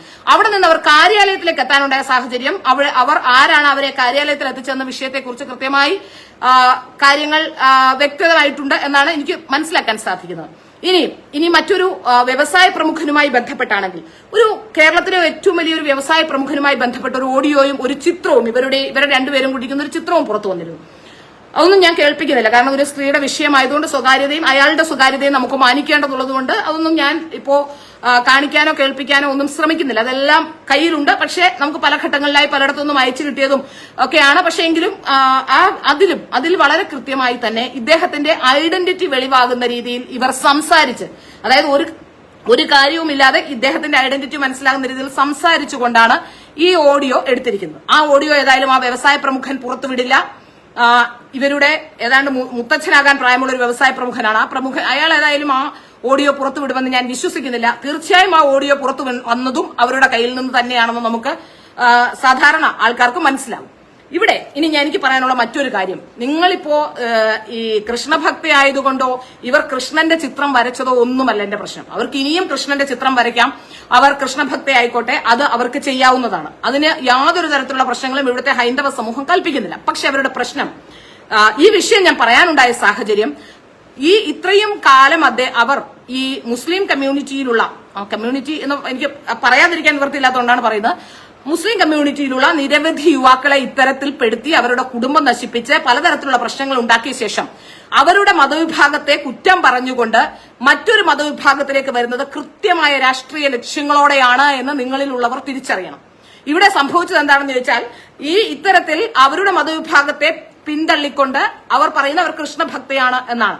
അവർ കൃഷ്ണഭക്തയാണെങ്കിൽ ഇപ്പോഴും അവർ ഗുരുവായൂരിലേക്ക് തട്ടമിട്ട് വരികയും അവരെ ഇന്നുവരെ ഏതെങ്കിലും ഒരു പള്ളിയിൽ നിന്ന് വിലക്കിയതായിട്ടോ അല്ലെങ്കിൽ അവർ മറ്റൊരു മതത്തിലേക്ക് കൺവേർട്ട് ചെയ്തായിട്ടോ അല്ലെങ്കിൽ ഒന്നും നമുക്ക് ആ വിഷയത്തിലൊന്നും നമുക്കൊരു കൃത്യമായ അറിവില്ല. സാധാരണഗതിയിൽ ആരെങ്കിലും മുസ്ലിം വിഭാഗത്തിൽ നിന്ന് ആരെങ്കിലും, പ്രത്യേകിച്ച് നമുക്കറിയാം പല പുരോഗമനവാദികളായ കുട്ടികളെ പോലും മുസ്ലിം വിഭാഗത്തിൽ നിന്ന് പുറത്തു വരുമ്പോൾ അല്ലെങ്കിൽ അവരെന്തെങ്കിലും അതിനെതിരെ പറയുമ്പോൾ അവിടെ നിന്നും പലതരത്തിലുള്ള സൈബർ അറ്റാക്കുകൾ ഉണ്ടാകാറുണ്ട്. പക്ഷെ ഇപ്പോ ഇത് ഹൈന്ദവ സമൂഹം പറയുന്നു എന്നുള്ളത് കൊണ്ട് മാത്രം അവർ ഇതിനെ ഏറ്റെടുക്കാൻ ഒരു ശ്രമം നടത്തുന്നുണ്ടോ എന്ന സംശയം കൂടി എനിക്കുണ്ട്. ഇനി അതിനുമപ്പുറം ചിന്തിക്കേണ്ട ഒരു പ്രധാനപ്പെട്ട വിഷയം, എന്തുകൊണ്ടാണ് ഇവർ കൃഷ്ണനെ മാത്രം തിരഞ്ഞെടുത്തത്? ഇനി ഇവർ കൃഷ്ണഭക്തയാണ്, വലിയ കൃഷ്ണഭക്തയാണ്. ഗുരുവായൂരിൽ ഇന്നലെയും അവർ ആടിത്തിമിർക്കുകയാണ് ഗുരുവായൂരെത്തി.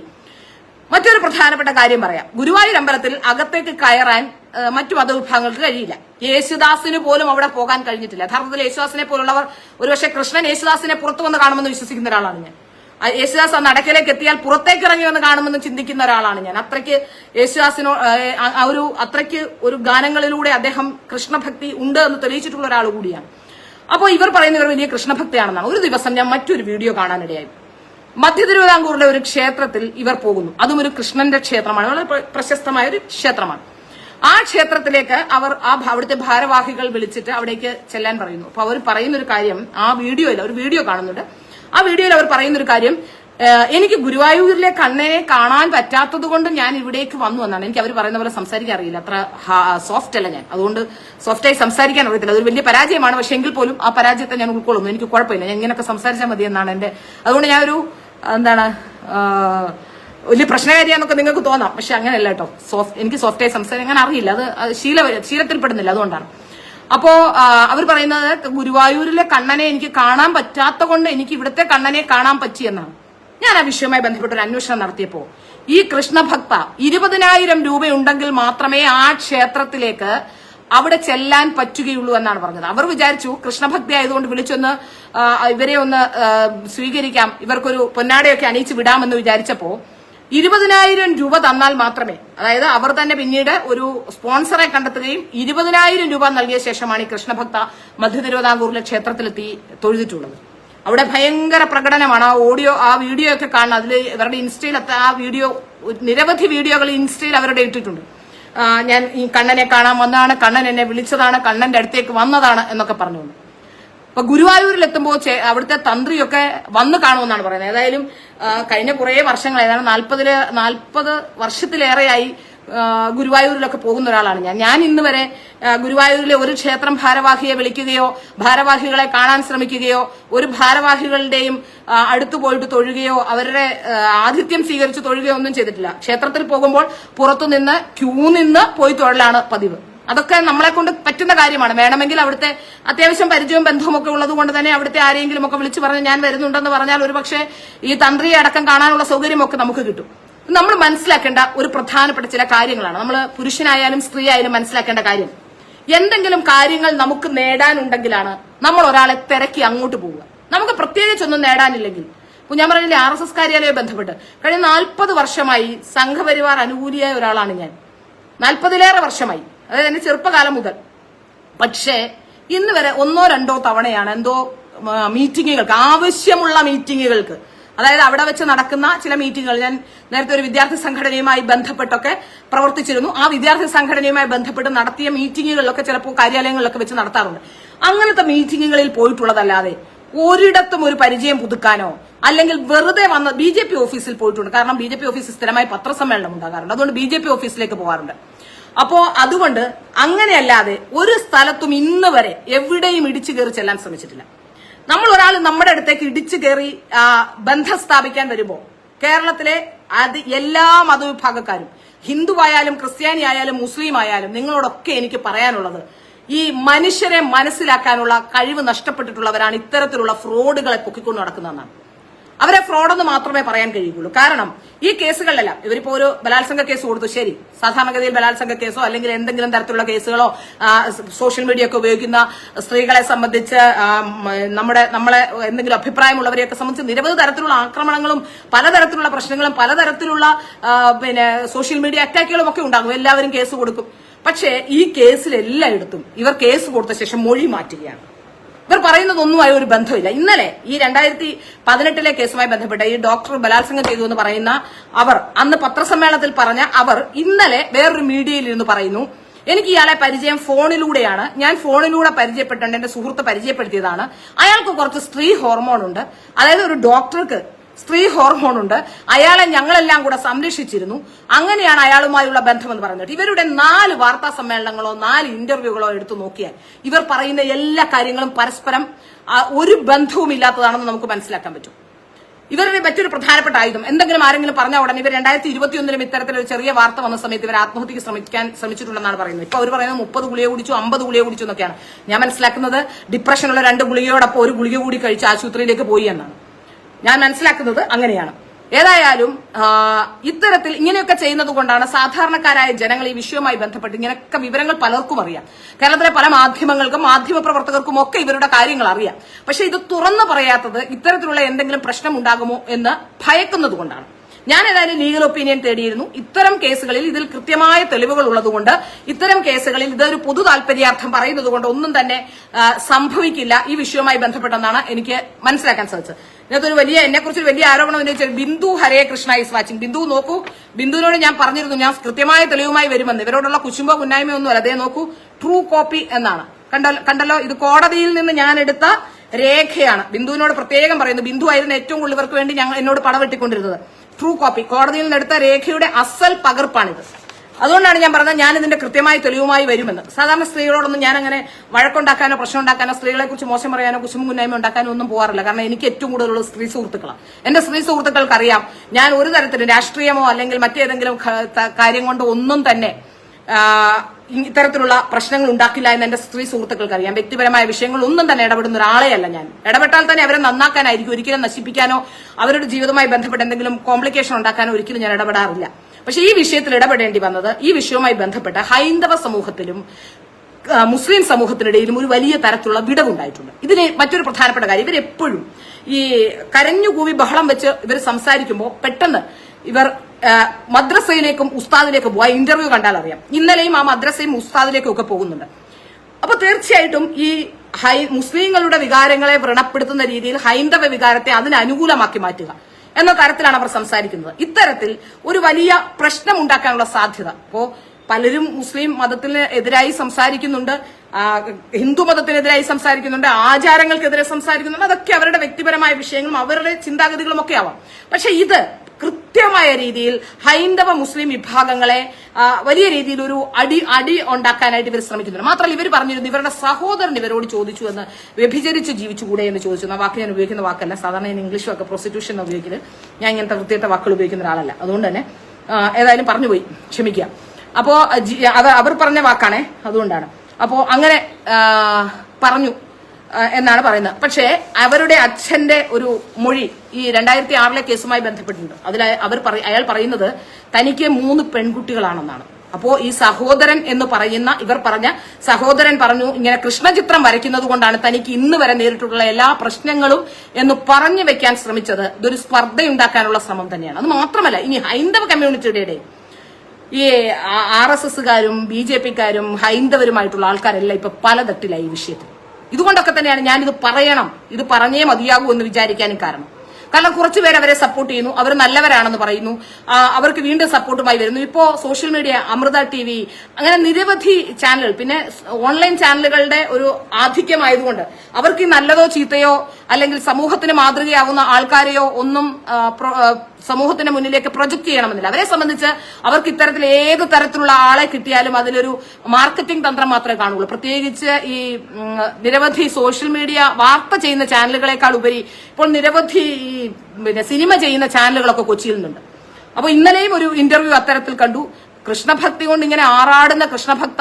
എനിക്ക് മറ്റൊരു സംശയം കൂടി ചോദിച്ചോട്ടെ. ഈ ക്ഷേത്രങ്ങളിൽ സ്ഥിരമായി പോകുന്ന ഒരാളാണ് കൃഷ്ണഭക്ത എന്ന് പറയും എങ്കിൽ ഈ കൃഷ്ണഭക്ത പോകുന്നിടത്തൊക്കെ എന്തിനാണ് ഈ വീഡിയോ എടുത്ത് റീൽസ് ഇട്ടുകൊണ്ട് നടക്കുന്നത്?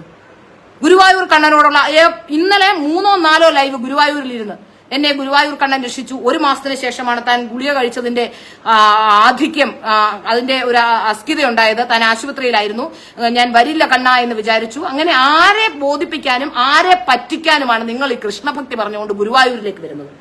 യഥാർത്ഥത്തിൽ ഇവരുടെ നടപടികൾ, ഇവർക്ക് അനുകൂലമായി ചില ഓൺലൈൻ ചാനലുകളൊക്കെ വന്നിട്ടുണ്ട്. ഒരു പക്ഷേ അവർക്ക് ഇതിന്റെ പൂർണ്ണമായ വിവരങ്ങൾ ലഭ്യമാകാത്തത് കൊണ്ടോ, അല്ലെങ്കിൽ ഈ കണ്ണുനീരൊക്കെ കാണുമ്പോൾ സ്ത്രീകൾ കരയുന്ന കാണുമ്പോൾ പുരുഷന്മാർക്ക് ഭയങ്കര അലിവുണ്ടാകും. അങ്ങനത്തെ ചില പുരുഷന്മാരുണ്ട്. അവര് വെറുതെ ഒന്ന് കരഞ്ഞു കാണിക്കുകയോ അല്ലെങ്കിൽ ഒന്ന് കൊഞ്ചിക്കൊഴിയൊക്കെ ചെയ്യുന്ന സ്ത്രീകൾക്ക് അങ്ങനെ അത്തരം സ്ത്രീകൾക്ക് കുറച്ചുകൂടി സമൂഹത്തിൽ ഒരു പാവം എന്ന ഇമേജ് കാണും. നമ്മളെപ്പോലുള്ള കൃത്യമായ വാക്കുകൾ സംസാരിക്കുന്ന ആൾക്കാർ, കൃത്യമായി പറയുന്ന ആൾക്കാരെയൊക്കെ ഭയങ്കര പ്രശ്നക്കാരാക്കി ചിത്രീകരിക്കാനും സമൂഹം പലപ്പോഴും ശ്രമിക്കാറുണ്ട്. അതുകൊണ്ട് തന്നെയാണ് ഞാൻ പറയുന്നത്, ഈ കരച്ചിലും, അതായത് വന്ന് സോഷ്യൽ മീഡിയയുടെ മാധ്യമങ്ങളുടെ മുന്നിലൊക്കെ വന്ന് കരഞ്ഞു വിളിച്ചു പറഞ്ഞപ്പോൾ എല്ലാവരും ഈ വിഷയം വിട്ടതാണ്. പിന്നെയും ഇവർ വീണ്ടും കൃഷ്ണഭക്തി പറഞ്ഞുകൊണ്ടും പറഞ്ഞതെല്ലാം കള്ളമാണെന്നും തന്റെ ഭാഗം ന്യായീകരിക്കാനും ഒക്കെ വന്നപ്പോഴാണ് ഇത് കൂടുതൽ അന്വേഷണത്തിലേക്ക് പോകേണ്ടതുണ്ട്, അല്ലെങ്കിൽ ഇതിലൊരു ശരിയുണ്ടോ എന്ന ചോദ്യം പോലും ഉണ്ടായത്. പലപ്പോഴും സോഷ്യൽ മീഡിയയിൽ ഇത്തരത്തിലുള്ള നിരവധി പേർ വരുന്നുണ്ട്. പക്ഷേ ഞാൻ പറയുന്ന അവർ വ്യക്തിപരമായി ഒരാൾ ചെയ്യുന്ന കാര്യങ്ങൾ അവർ ചെയ്ത് ജീവിക്കുന്നതിന്, ഇപ്പോൾ അവർ ചിത്രം വരയ്ക്കുന്നതിനെ ഞാൻ എതിർക്കുന്നില്ല. അവർക്ക് ഒരേ ഒരു ചിത്രമേ വരയ്ക്കാൻ അറിയുള്ളൂ. അവിടെയാണ് സംശയം ജനിപ്പിക്കുന്നത്. അവർ പറയുന്നു അവരൊരു ചിത്രം. ഇനി ഇതൊക്കെ പോട്ടെ, ഞാൻ അവരെ വളരെ സാഹൂതം കഴിഞ്ഞ ദിവസങ്ങളിലൊക്കെ വീക്ഷിച്ചു. വയനാടുമായി ബന്ധപ്പെട്ട്, വയനാട് കോഴിക്കോടിന് ഏറ്റവും അടുത്തുള്ള സ്ഥലമാണ്. വയനാടുമായി ബന്ധപ്പെട്ട് ഇത്രയും പ്രശ്നം നടക്കുമ്പോഴും അവർ സോഷ്യൽ മീഡിയയിൽ ആടിപ്പാടി റീൽസുകൾ ഇടുകയായിരുന്നു. കേരളത്തിലെ വേറെ ഒരു സോഷ്യൽ മീഡിയ ഹാൻഡിലുകളും ഞാൻ കണ്ടിട്ടില്ല അത്തരത്തിലൊരു പെരുമാറ്റം. എല്ലാവരും നിശബ്ദരായി വയനാടിന് വേണ്ടി അവിടുത്തെ പ്രശ്നങ്ങളെ കുറിച്ച് സംസാരിക്കുമ്പോൾ അവർ മാത്രം വയനാടിന് വേണ്ടി ഒരു വാക്കുപോലും അവർ സംസാരിക്കാതെ അവർ വളരെ കൃത്യമായി തന്നെ, അത് സാധാരണഗതിയിൽ നമ്മളിപ്പോ പറയാം, നമുക്ക് ഈ സാമൂഹ്യ പ്രതിബദ്ധത കുറവുള്ള, പക്ഷെ സാമൂഹ്യ പ്രതിബദ്ധത കുറവുള്ളവരാണെങ്കിലും ഇത്രയും വലിയ ദുരന്തം നമ്മുടെ കേരളത്തിൽ ഇത്രയും വലിയ ദുരന്തം ഉണ്ടായിട്ടേയില്ല. ഏറ്റവും വലിയ ദുരന്തം ഉണ്ടാകുമ്പോൾ നമ്മളെ കൊണ്ട് കഴിയാവുന്നത്, അതിപ്പോ പ്രളയകാലത്തൊക്കെ ചെങ്ങന്നൂർ എന്റെ സ്ഥലമാണ് ചെങ്ങന്നൂർ. അപ്പോൾ പ്രളയം ഉണ്ടായ സമയത്തൊക്കെ ഏതാണ്ട് ഒരു ദിവസവും എനിക്ക് ഉറങ്ങാൻ കഴിയുമായിരുന്നില്ല. എന്റെ വീടിന്റെ അവിടെ സേഫാണ്, എന്റെ വീടിന്റെ അവിടെ വെള്ളം കയറുന്ന സ്ഥലമല്ല. പക്ഷെ എങ്കിൽ പോലും ഏതാണ്ട് 1.5-2 ആഴ്ച ഈ പ്രളയമുണ്ടായ സമയത്ത് കുത്തിയിരുന്ന് സോഷ്യൽ മീഡിയ വഴി നമ്മൾ വീട്ടിലിരുന്ന് കോർഡിനേറ്റ് ചെയ്ത് അവസാനം എന്റെ കണ്ണിന് ചെറിയ പ്രശ്നം ഉണ്ടാകുന്ന സാഹചര്യത്തിലേക്ക് പോലും പോയി. പിന്നീട് ട്രീറ്റ്മെന്റ് എടുത്താണ് അത് മാറി. കണ്ണ് വെട്ടും എന്നതിന് പ്രശ്നമുണ്ടായിരുന്നു. കുറെ നാളത്തേക്ക് ഇങ്ങനെ വെട്ടി ഉറക്കമില്ലാതെ വരുന്നു. അപ്പൊ സാധാരണഗതിയിൽ നമ്മളൊക്കെ സാമൂഹ്യ പ്രതിബദ്ധതയുള്ളവർ ചെയ്യുന്ന പണി അതല്ലേ. പക്ഷെ അവരെ സംബന്ധിച്ചിടത്തോളം സാമൂഹ്യ പ്രതിബദ്ധതയോ ഭക്തിയോ ഒന്നും തന്നെയല്ല. ഇനി അവരുടെ സ്വത്ത് സംബന്ധിച്ച വിവരങ്ങൾ, ഇവരെത്രമാത്രം സ്വത്തുണ്ടാക്കിയിട്ടുണ്ട് എന്നതിനെ സംബന്ധിച്ചുള്ള വിവരങ്ങളൊക്കെ ഇനി പുറത്തു വരാനിരിക്കുന്നതേ ഉള്ളൂ. ബാക്കിയുള്ള കേസുകൾ, ഡീറ്റെയിൽസ്, അങ്ങനെ നിരവധി കാര്യങ്ങൾ, നിരവധി വിഷയങ്ങൾ. ഞാൻ പറയില്ല, ഇത് ഇത്രയധികം ഡീറ്റെയിൽസ് എന്റെ കയ്യിൽ ട്രൂ കോപ്പി, ഇത്രയും അധികം ഡീറ്റെയിൽസ് ഉണ്ട്. ഇനി അതുകൂടാതെ എന്റെ ഫോണിലടക്കം ഇതുമായി ബന്ധപ്പെട്ട് ഇത്രയൊക്കെ ഒരു ലൈവിൽ ഇത്രയൊക്കെ പറയാൻ, ഇനി കൂടുതൽ പറഞ്ഞാൽ ആൾക്കാർക്ക് ഇതേ കണ്ടോ, എന്റെ ഫോണിൽ നോക്കിയാൽ നോക്കൂ, ഇത് മുഴുവൻ ഇതുമായി ബന്ധപ്പെട്ട രേഖകളാണ്. എല്ലാ രേഖകളും, മുഴുവൻ രേഖകളും ഇതുമായി ബന്ധപ്പെട്ട് എന്റെ കയ്യിലുണ്ട്. അപ്പൊ അതുകൊണ്ട് തന്നെ ഇനിയും ഇത് ഞാൻ പറഞ്ഞു ട്രൂ കോപ്പിയാണ്, ഞാൻ ഉണ്ടാക്കിയതല്ല. ഇനി വ്യാജരേഖയാണെന്ന് പറഞ്ഞ ആരും വരണ്ട. അപ്പോ ഈ പറഞ്ഞതിനകത്തു നിന്ന് ഒരു അണുവിട ഞാൻ ചലിക്കില്ല. ഈ പറഞ്ഞതെല്ലാം ശരി തന്നെയാണ്. ഇതുമായി ബന്ധപ്പെട്ട് ഇനിയും ദയവ് ചെയ്ത് ഇത്തരത്തിലുള്ള തട്ടിപ്പുകാർ, അതായത് 2014 ശേഷം ഞാൻ മനസ്സിലാക്കിയ ഒരു സാധനം കൂടി പറഞ്ഞുതരാം. 2014 ശേഷം ഏറ്റവും കൂടുതൽ ആൾക്കാർ വരുന്നത് സംഘപരിവാറിലേക്കാണ്. കാരണം ഭരണമുണ്ട്, അടുത്ത കുറെ കാലത്തേക്ക് ഭരണം ഉണ്ടാവുകയും ചെയ്യുമെന്ന് ബോധ്യമായവരെല്ലാം ഞാൻ സംഘപരിവാർ അനുകൂലിയാണ് എന്ന് പറഞ്ഞുകൊണ്ട് തുള്ളിച്ചാടിയും പൊങ്ങിച്ചാടിയും ബഹളം വെച്ചും കാര്യാലയത്തിലേക്ക് ഓടിക്കേറിയും മറ്റുള്ളവരെ സ്വാധീനിച്ചും എന്തെങ്കിലും സ്ഥാനമാനങ്ങൾ നേടിയെടുക്കാനും ഒക്കെ ശ്രമിച്ചുകൊണ്ട് നിരവധി പേർ സംഘപരിവാർ പാളയത്തിലേക്ക് വരുന്നുണ്ട്. യഥാർത്ഥത്തിൽ അവർ വരുന്നതിന്റെ ഉദ്ദേശം എന്താണെന്നോ അല്ലെങ്കിൽ എന്താണ് അവരുടെ ഉദ്ദേശമെന്ന് മനസ്സിലാക്കാതെ പലപ്പോഴും നമ്മുടെ ആളുകൾ പ്രവർത്തിക്കുന്നുണ്ട്. അതൊരു വലിയ പ്രശ്നം തന്നെയാണ്. ഈ വിഷയത്തിലും അത് തന്നെയാണ് സംഭവിച്ചിട്ടുള്ളത്. അത്തരത്തിലുള്ള വിഷയങ്ങളിൽ നിന്ന് ദയവ് ചെയ്ത് നമ്മൾ ഒരാളെ നമ്മുടെ അടുത്തേക്ക് എത്തിയാൽ, ഇപ്പൊ സുരേഷ് ഗോപിയുടെ വിഷയം പറഞ്ഞു, സുരേഷ് ഗോപിയുമായി ബന്ധപ്പെട്ട് കല്യാണത്തിന് വന്ന സമയത്ത് ആണ് ഈ പ്രശ്നം ഉണ്ടായത്. അതുകൊണ്ട് തന്നെ ഈ കല്യാണത്തിന് വന്ന സമയത്ത് ഒന്നും ഓർക്കാതെ ആയിരിക്കാം ഒരു പക്ഷേ ഇങ്ങനെ ഒരാൾ, ഒരു പാവം പിടിച്ച പെൺകുട്ടി വന്ന് കണ്ടോട്ടെ എന്ന് വിചാരിച്ചിട്ടാവും അദ്ദേഹം അത് ചെയ്തിട്ടുണ്ടാവുക. പക്ഷെ അത് ഒരു പ്രാഥമികമായ അന്വേഷണം അവരുടെ നാട്ടിലെങ്കിലും നടത്തണം. നമുക്കൊക്കെ നമ്മളെക്കുറിച്ചൊക്കെ ഏകദേശ രൂപം നമ്മുടെ നാടുകളിലൊക്കെ അന്വേഷിച്ചാൽ നമ്മൾ ആരാണെന്നുള്ളതിന്റെ ഏകദേശ രൂപം നമ്മുടെ നാട്ടിലൊക്കെ എല്ലാവർക്കും അറിയായിരിക്കും. അപ്പോ അത്തരം വിഷയങ്ങളിലൊക്കെ ഒന്ന് അന്വേഷണം നടത്തി നിങ്ങളുടെ ഇടയ്ക്കത്തേക്ക് വരുന്ന ആരെയും, അതിപ്പോ ഞാൻ പറഞ്ഞല്ലോ, ഇപ്പോ ഇനി ഞാനിത് ഇസ്ലാമിന് എതിർത്തുകൊണ്ട് പറയുകയാണെന്ന് ആരും വിചാരിക്കരുത്. ഇതുവരെ അവർ പെടുത്തിയിട്ടുള്ള 90% ആൾക്കാരും ഇസ്ലാം വിഭാഗത്തിൽപ്പെടുന്നവരാണ്. ഇനി അവർ ഇപ്പോൾ ഇങ്ങോട്ട് വന്നിരിക്കുന്നത് അവിടെ ഇനി കൂടുതൽ കാര്യങ്ങൾ നടക്കില്ല എന്ന് ബോധ്യം വന്നതുകൊണ്ട്, അല്ലെങ്കിൽ അവിടെ നിൽക്കുന്ന ആൾ, പ്രത്യേകിച്ച് ഈ ഷനീദ് എന്ന് പറയുന്ന ആളാണെന്ന് തോന്നുന്നു, എനിക്ക് തോന്നുന്നു അദ്ദേഹം ഭയങ്കര വലിയ രീതിയിൽ ഇതിനോട് ഫൈറ്റ് ചെയ്ത ആളാണ്. അപ്പൊ കുറച്ചു പേർക്കെങ്കിലും ആ കഥകളൊക്കെ അറിയാമായിരിക്കും. അതുകൊണ്ട് തന്നെയാണ് പുതിയൊരു തട്ടകം തേടി വന്നത് എന്നാണ് മനസ്സിലാക്കാൻ സാധിക്കുന്നത്. അതുകൊണ്ട് തന്നെയാണ് ഇതിൽ ജാതിയോ മതമോ ഒന്നും ആരും കരുതേണ്ട. ഇതിലൊരു ഇസ്ലാമോഫോബിയയും എനിക്കില്ല. എന്നെ അറിയുന്ന എന്റെ സുഹൃത്തുക്കൾക്കൊക്കെ അറിയാം, എനിക്ക് അത്തരത്തിലുള്ള ഒരു ഫോബിയകളുമില്ല. ഞാൻ മനുഷ്യനെ മനുഷ്യനായി കാണുന്ന ആളാണ്, രാഷ്ട്രീയത്തിനപ്പുറം സൗഹൃദങ്ങളുള്ള ഒരാളാണ്. അതുകൊണ്ട് തന്നെ അത്തരത്തിലുള്ള വിഷയങ്ങൾ, പിന്നെ എനിക്കൊരു നിലപാടുണ്ട്, നിലപാടുകളെ ഉറച്ചു നിൽക്കുന്ന ആളുമാണ്. അതുകൊണ്ട് എന്റെ നിലപാട് കൊണ്ട് ഞാൻ ആരെയും ദ്രോഹിക്കാനോ മറ്റേതെങ്കിലും തരത്തിൽ ഉപദ്രവിക്കാനോ മോശം പറയാനോ ആക്രമിക്കാനോ ഒന്നും വരുന്നില്ല. അതുകൊണ്ട് ദയവ് ചെയ്ത് എല്ലാവരും ഇത്തരത്തിലുള്ള അപകടങ്ങളെ കരുതിയിരിക്കണം. ഇത്തരത്തിലുള്ള ആൾക്കാർ നമ്മുടെ അടുത്തേക്ക് എത്തുമ്പോൾ അത് മനസ്സിലാക്കാനുള്ള ശേഷി കൂടി നമ്മൾ കൈവരിക്കേണ്ടതുണ്ട്. അതാണ് ഞാൻ പറഞ്ഞു വെക്കുന്നത്. ഇനി ആർക്കെങ്കിലും എന്തെങ്കിലും സംശയം ഇതുമായി ബന്ധപ്പെട്ടുണ്ടെങ്കിൽ ദയവ് തന്നെ പിന്നെ മതവിദ്വേഷവും പിന്നെ വർഗീയതയും പറയുന്ന ആളായൊന്നും കാണരുത്. അങ്ങനത്തെ ഒരാളെയല്ല ഞാൻ.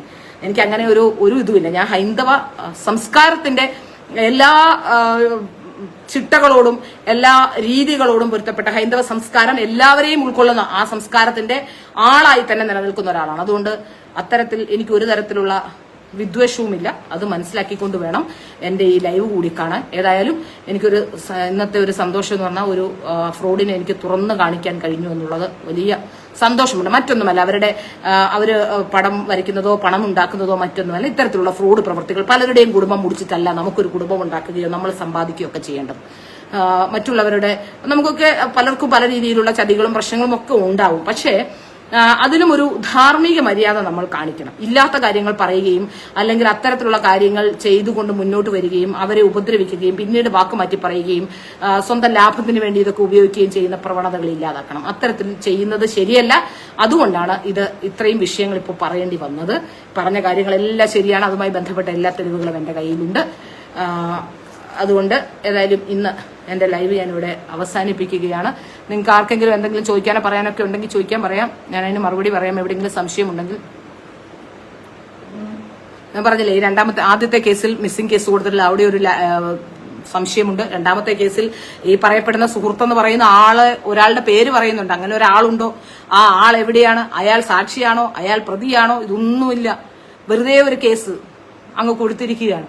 അപ്പൊ അതുകൊണ്ട് തന്നെയാണ് കോടതിയിൽ ഈ കേസുകളൊക്കെ വിട്ടുപോകുന്നത്. അല്ല പോലീസിന്റെ അന്വേഷണത്തിൽ പോലീസ് മൊഴിയെടുക്കാത്തത് കൊണ്ടോ അല്ലെങ്കിൽ ഇതിലൊന്നും പിന്നെ കഴമ്പില്ലാത്തത് എന്ന് ബോധ്യം വന്നിട്ട്, പോലീസിന് ബോധ്യം വന്നിട്ടായിരിക്കും ഒരു പക്ഷേ പോലീസ് അതിൽ കേസ് എടുക്കാത്തത്. നിരവധി കേസുകൾ. എന്താ വിഷയം എന്ന് ചോദിക്കുന്നു. അത് ഇച്ചിരി മുമ്പിലൊക്കെ കേട്ടാൽ അറിയാം. ഇനി അത് മൊത്തം കൂടി പറയാൻ പറ്റില്ല. അതുകൊണ്ട് ക്ഷമിക്കുക. ഒന്നുകൂടി എന്നോടൊരാൾ ചോദിക്കുന്നു, ചന്ദ്രശേഖരൻ കണ്ണ് കാണില്ല ഇത്രയും കേട്ടോ, അതുകൊണ്ടാണ്. ചന്ദ്രശേഖരൻ മഠത്തിൽ. ഈ ലൈവ് മൊത്തം കേട്ടാൽ മനസ്സിലാക്കാൻ കഴിയും. നിരവധി കേസുകൾ നൽകിയിട്ടുണ്ട്. ഇതിൽ 2-3 കേസുകൾ ദേവൻ പ്രഭു നിരവധി കേസുകൾ നൽകിയിട്ടുണ്ട്. അതിൽ 2-3 കേസിന്റെ ബലാത്സംഗ കേസിന്റെ ഡീറ്റെയിൽസ് കിട്ടുക അത്ര എളുപ്പമല്ല. കാരണം ഈ കേസുകളൊന്നും പുറത്തങ്ങനെ കിട്ടാനുള്ള സാധ്യതകളില്ല. ഇത് നമുക്ക് കേസ് നമ്പർ ഒക്കെ അറിയുകയാണെങ്കിൽ മാത്രമേ ഇതിന് സംബന്ധിച്ച് എടുക്കാൻ പറ്റൂ. സൈറ്റിലൊന്നും അപ്ഡേറ്റ് ചെയ്യുന്നില്ല. ബാക്കി കേസിന്റെ ഡീറ്റെയിൽസ് ഒക്കെ സാധാരണഗതിയിൽ സൈറ്റുകളിലൊക്കെ അപ്ഡേറ്റഡ് ആയിരിക്കും. ഞാൻ ഇനി വിഷയവുമായി ബന്ധപ്പെട്ട് വക്കീലന്മാരോടൊക്കെ ചോദിച്ചു. അപ്പോൾ അവർ പറഞ്ഞു ഇത് പറയാൻ പറ്റുമോ എന്ന് ചോദിച്ചു. കേസൊക്കെ വെറുതെ വിട്ടതാണ്. പ്രത്യേകിച്ച് ഇവർക്ക് വിശ്വാസ്യതയില്ലാത്ത ആളാണെന്ന് കോടതി പോലും കണ്ടെത്തിയതുകൊണ്ട് ഇത് പറയുന്നത് കൊണ്ട് പ്രശ്നമൊന്നുമില്ല. ഇത് നമുക്ക് കേസുണ്ടാവുന്ന എല്ലാവരും വിചാരിക്കുന്നത് അങ്ങനെയാണ്. നമുക്ക് കേസുണ്ടാവും എന്ന് വിചാരിച്ചാണ് പലപ്പോഴും പലരും ഇതൊക്കെ പറയാതിരിക്കുന്നത്. അതിനുള്ള ഇതൊന്നുമില്ല. കാരണം കോടതി തന്നെ പറഞ്ഞിട്ടുണ്ട്. ഇവരുടെ തട്ടിപ്പ് ആദ്യം പുറത്തു കൊണ്ടുവന്നത് ABC മലയാളം എന്ന് പറയുന്ന ചാനലിലെ ധനുഷ് എന്ന് പറയുന്ന ഒരു പയ്യനായിരുന്നു. പിന്നീട് അവരെന്തോ സംഭവിച്ചു എന്ന് മനസ്സിലാവുന്നില്ല. പിന്നീട് അവരൊന്ന് മാറ്റി പറയുന്ന, അതായത് മോശക്കാരിയാണെന്നോ അല്ലെങ്കിൽ ഇങ്ങനത്തെ കാര്യങ്ങളെ കുറിച്ചല്ല, പിന്നീട് അവർ പടം വരച്ച് ജീവിച്ചോട്ടെ എന്ന്, അതായത് അന്വേഷിച്ച് ജീവിക്കുന്നതിന് തെറ്റില്ല, അന്വേഷിച്ച് ജീവിച്ചോട്ടെ, ആ നിലപാട് എനിക്കുമുണ്ട്. അവർ പടം വരയ്ക്കുകയോ ജീവിക്കുകയോ ഒക്കെ ചെയ്തിട്ട് അവർക്ക് ആകെ ഒരു പടമേ വരയ്ക്കാൻ അറിയുള്ളൂ. ഈ പടം വരയ്ക്കാൻ തന്നെ അവരെ ട്രെയിൻ ചെയ്തത് ആരാണ്? എന്തുകൊണ്ടാണ് കൃഷ്ണന്റെ പടം വരയ്ക്കാൻ മാത്രം അവരെ ട്രെയിൻ ചെയ്തത്? ഇങ്ങനത്തെ വിഷയങ്ങൾ കൂടി നമ്മൾ ഒന്ന് മനസ്സിലാക്കേണ്ടതുണ്ട്. അവിടെയാണ് സംശയങ്ങൾ ജനിപ്പിക്കുന്നത്. മാത്രമല്ല അതിനുശേഷം അവർ വന്ന വഴികൾ, ആ വഴികൾ നോക്കിയാൽ നമ്മൾ നേരെ ഇവിടേക്ക് എത്തുന്നു, ഗുരുവായൂരിലേക്ക് എത്തുന്നു. ഗുരുവായൂരിൽ നിന്ന് അവർ നേരെ സുരേഷ് ഗോപിയിലേക്ക് എത്തുന്നു. സുരേഷ് ഗോപിയുടെ ഇലക്ഷൻ ടൈമിൽ അവിടെ നിന്ന് അവർ പ്രവർത്തിക്കുന്നു. അതിനുശേഷം അവിടെ നിന്നും പ്രധാനമന്ത്രിയുടെ അവിടേക്ക് എത്തുന്നു, അവിടെ നിന്നും കാര്യാലയത്തിലേക്ക് എത്തുന്നു. ഇങ്ങനെ വിവിധ തരത്തിൽ അവർ ഇങ്ങനെ ഒരു വളരെ കൃത്യമായ പാറ്റേൺ. ഗുരുവായൂർ എത്തുന്നു. ഗുരുവായൂര് തന്ത്രിയുടെ കയ്യിൽ നിന്ന് വിഷു കൈനീട്ടം വാങ്ങുകയും തന്ത്രിയുടെ മുറിയിലേക്കൊക്കെ പോകാനും ഒക്കെയുള്ള സ്വാതന്ത്ര്യം നേടിയെടുക്കുന്നു. ഇതൊക്കെയാണ് സംശയം ജനിപ്പിക്കേണ്ട കാര്യം. പറഞ്ഞില്ലേ, ഞാനൊന്നും ഇദ്ദേഹത്തെ ഈ ടിവിയിലൊക്കെ കണ്ടിട്ടുള്ള, നേരിട്ട് കണ്ടിട്ട് പോലും ഇല്ല ഈ ഗുരുവായൂരെ തന്ത്രിയെ ഞാനൊന്നും ഇത്രയും വർഷമായിട്ടും. അതുകൊണ്ടാണ് അതുകൊണ്ട് എനിക്ക് കുശുമ്പുണ്ടെന്നല്ല കേട്ടോ, അങ്ങനെ ഞാൻ പറയുകയാണ്. ഇത്രയും വർഷം 40 വർഷമായിട്ട് പോയിട്ട് പോലും കണ്ടിട്ടില്ല. അതുകൊണ്ട് പറഞ്ഞതാണേ, മറ്റൊന്നും കൊണ്ടല്ല. എനിക്ക് കാണാൻ ആവശ്യവുമില്ല. അമ്പലത്തിൽ പോകുന്ന ഞാൻ കൃഷ്ണനെ കാണാനാണ്. അവിടെ നിന്ന് ഗുരുവായൂരപ്പനെ കാണുന്നു, ഗുരുവായൂരപ്പനെ തൊഴുന്നു, ഗുരുവായൂരിൽ നിന്ന് തിരിച്ചു വരുന്നു. അല്ലാതെ അവിടെ ആരെയും പ്രത്യേകിച്ച് എനിക്ക് കാണേണ്ട കാര്യങ്ങളില്ലാത്തതുകൊണ്ട് ഞാൻ അവിടെ ആരെയും അന്വേഷിക്കാറുമില്ല. അത് വേറെ കാര്യം. പ്രത്യേകിച്ച് എന്തെങ്കിലും നേടാനുള്ളവരാണ് ഇങ്ങനെ ഓടിക്കേറി എല്ലായിടത്തും വന്ന് എല്ലാവരുമായിട്ട് ബന്ധം സ്ഥാപിക്കാനും ഒക്കെ ശ്രമിക്കുന്നത്. അതൊന്ന് മനസ്സിലാക്കി ആൾക്കാർ പെരുമാറണം എന്നുള്ളതാണ് എനിക്ക് പറയാനുള്ളത്. ഏതായാലും ഇത്രയും കാര്യം പറയാൻ കഴിഞ്ഞതിൽ, അത്രയും വിവരങ്ങൾ എനിക്ക് എൻ്റെ കയ്യിലുണ്ടായിരുന്നത് കൊണ്ടാണ്. അതിന്റെ തെളിവുകളെല്ലാം ഉണ്ട്. സൗമ്യ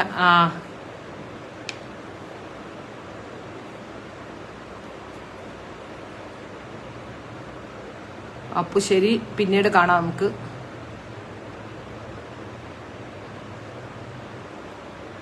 എൻ്റെ ഒരു പഴയ ഫ്രണ്ട് വന്നിട്ടുണ്ട്, അമ്പിളി. ഞാൻ വിളിക്കാമേ നിന്നെ.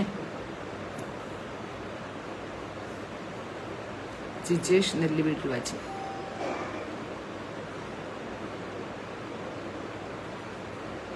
അപ്പോൾ ശരി, പിന്നെ കാണാം. ഇതുമായി ബന്ധപ്പെട്ട് ബാക്കി വിവരങ്ങൾ എൻ്റെ കയ്യിലുണ്ട്. ഞാനിപ്പോ 3 കേസിന്റെ കഥ പറഞ്ഞു. ഇനിയുണ്ട്. അത് ഓരോന്നോരോന്നായിട്ട് പഠിച്ചിട്ട് വരാം. ഒരുപാട് പഠിക്കാനുണ്ട്. അത്രയധികം കേസുകളുണ്ട്. കാരണം 2006 മുതൽ 2024 വരെയുള്ള ഏതാണ്ട് ഒരു 10-18 വർഷത്തെ കേസുകളാണ് പഠിക്കാനുള്ള, ചില്ലറയല്ല പഠിക്കാനുള്ളത്. അതുകൊണ്ടാണ്. ഓക്കെ, എന്നെയും വിളിക്കണം. സൗമ്യ വിളിക്കാം, ഉറപ്പായും വിളിക്കാം.